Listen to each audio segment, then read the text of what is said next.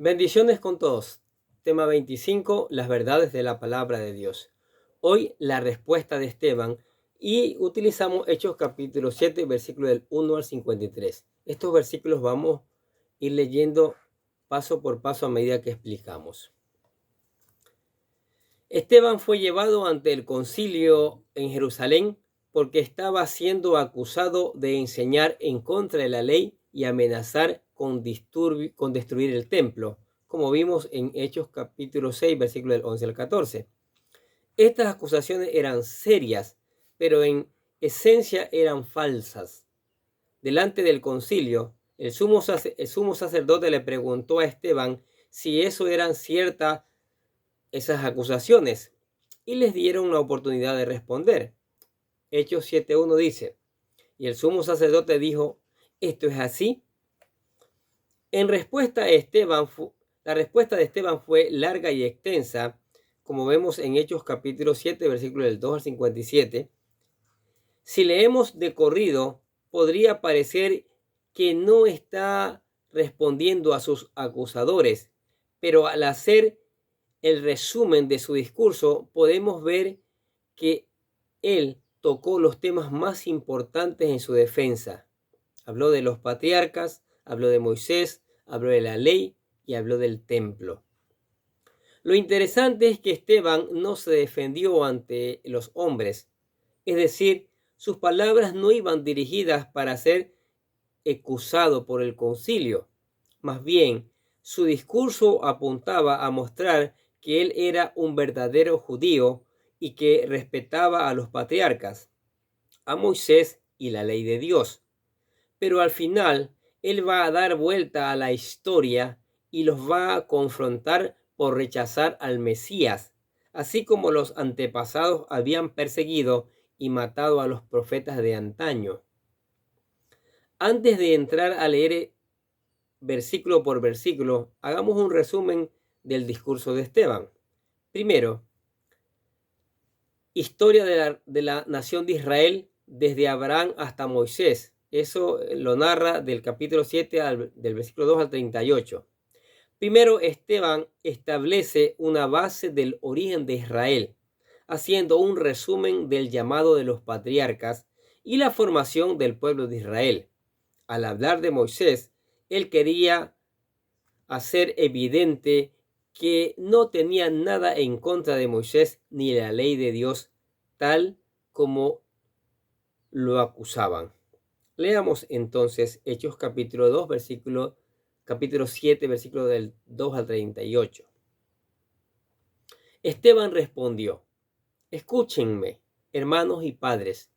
El Dios de la gloria apareció a nuestro padre Abraham cuando aún estaba en Mesopotamia, antes que habitara en Harán, y le dijo: sal de tu tierra y de tu familia y ve a la tierra que yo te mostraré. Entonces Abraham salió de la tierra de los caldeos y se estableció en Harán, y de allí, después de la muerte de su padre, Dios lo trasladó a esta tierra en la cual ahora ustedes habitan. No le dio en ella heredad, ni siquiera la medida de la planta del pie, y sin embargo, aunque no tenía hijo, prometió que se la daría en posesión a él y a su descendencia después de él. Y Dios dijo así, que sus descendientes serían extranjeros en una tierra extraña y que serían esclavizados y maltratados por 400 años. Pero yo mismo juzgaré a cualquier nación de la cual sean esclavos, dijo Dios.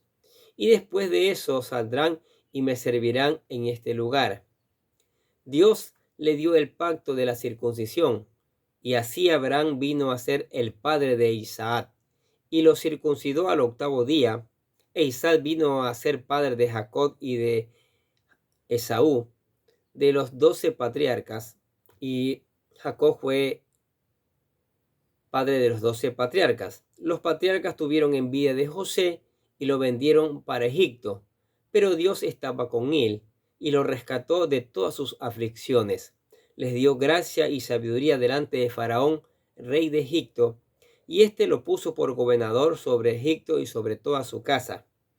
Entonces vino hambre sobre todo Egipto y Canaán, y con ella gran aflicción, y nuestros padres no hallaron alimentos. Pero cuando Jacob supo que había grano en Egipto, envió a nuestros padres allá por primera vez. En la segunda visita, José se dio a conocer a sus hermanos y conoció Faraón la familia de José.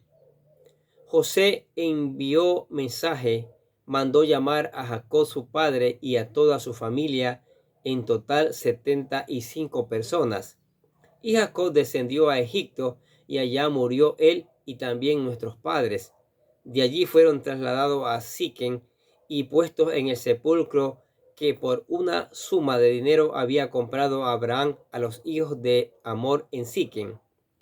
Pero a medida que se acercaba el tiempo de la promesa de Dios, había confirmado a Abraham, el pueblo crecía y se multiplicaba en Egipto, hasta que surgió otro rey en Egipto que no sabía nada de José. Este rey, obrando con astucia contra nuestro pueblo, maltrató a nuestros padres, a fin de que expusieran a la muerte a sus niños para que no vivieran. Fue por ese tiempo que Moisés nació. Era hermoso a la vista de Dios y fue criado por 3 meses en casa de su padre. Después de ser abandonado para morir, la hija de Faraón se lo llevó y lo crió como su propio hijo. Moisés fue instruido en toda sabiduría de los egipcios y era un hombre poderoso en palabras y hechos. Pero cuando iba a cumplir la edad de 40 años, sintió en su corazón el deseo de visitar a sus hermanos, los israelitas, a ver que uno de ellos era tratado injustamente, lo defendió y vengó al oprimido, matando al egipcio. Pensaba que sus hermanos entendían que Dios les estaba dando libertad por medio de él, pero ellos no entendieron. Al día siguiente se les presentó cuando 2 de ellos reñían y trató de poner paz entre ellos, diciendo: varones, ustedes son hermanos, ¿por qué se hieren el uno al otro? Pero el que estaba hiriendo a su prójimo lo empujó diciendo: ¿quién te ha puesto por gobernante y juez de nosotros? ¿Acaso quieres matarme como mataste ayer al egipcio? Al oír estas palabras, Moisés huyó y se convirtió en extranjero en la tierra de Madián, donde fue padre de 2 hijos. Pasados 40 años, se le apareció un ángel en el desierto del monte Sinaí, en la llama de una zarza que ardía. Al ver esto, Moisés se maravillaba de la visión y al acercarse para ver mejor, vino a él la voz del Señor. Yo soy el Dios de tus padres, el Dios de Abraham, de Isaac y de Jacob. Moisés, temblando, no se atrevía a mirar, pero el Señor le dijo: quítate la sandalia de los pies, porque el lugar donde estás es tierra santa. Ciertamente he visto la opresión de mi pueblo en Egipto y he oído sus gemidos, y he descendido para liberar. Ven ahora y te enviaré a Egipto. Entonces Moisés, a quien ellos rechazaron, diciendo: ¿quién te ha puesto por gobernante y juez? Es el mismo que Dios envió para gobernante y libertador con la ayuda del ángel que se le apareció en la zarza. Este hombre los sacó, haciendo prodigios y señales en la tierra de Egipto, en el Mar Rojo y en el desierto por 40 años. Este es el mismo Moisés que dijo a los israelitas: Dios le levantará un profeta como yo de entre sus hermanos. Este es el que estaba en la congregación en el desierto, junto con el ángel que le hablaba en el monte Sinaí, y con nuestros padres, y el que recibió palabras de vida para transmitirlas a ustedes. 2. La rebelión de los antepasados. Está en Hechos capítulo 7, versículos de 39 al 43. Ahora, a Esteban lo acusaban de ir en contra de la ley de Dios, pero no era cierto, no era verdad. Él puso como ejemplo los antepasados, quienes realmente se opusieron a Dios y llevaron una vida de desobediencia, a pesar de que iban al templo. Con osadía, luego Él les enseñará que están actuando como los antepasados al rechazar a Jesús. Leamos ahora Hechos capítulo 7, versículo 39 en adelante. Dice, al cual nuestros padres no quisieron obedecer, sino que lo repudiaron, y en sus corazones desearon regresar a Egipto, diciendo a Aarón, haznos dioses que vayan delante de nosotros, porque a este Moisés que nos sacó de la tierra de Egipto, no sabemos lo que le haya pasado. En aquellos días hicieron un becerro y ofrecieron sacrificio al ídolo y se regocijaron en la obra de sus manos. Pero Dios se apartó de ellos y los entregó para que sirvieran al ejército del cielo, como está escrito en el libro de los profetas. ¿Acaso fue a mí a quien ofrecieron víctimas y sacrificios en el desierto por 40 años, casa de Israel?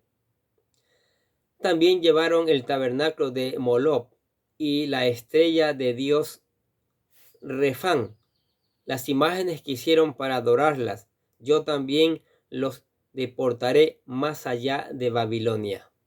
Mire, ahora 3. La respuesta sobre el templo. ¿Sí? Leemos en Hechos del capítulo 7, del 44 al 50.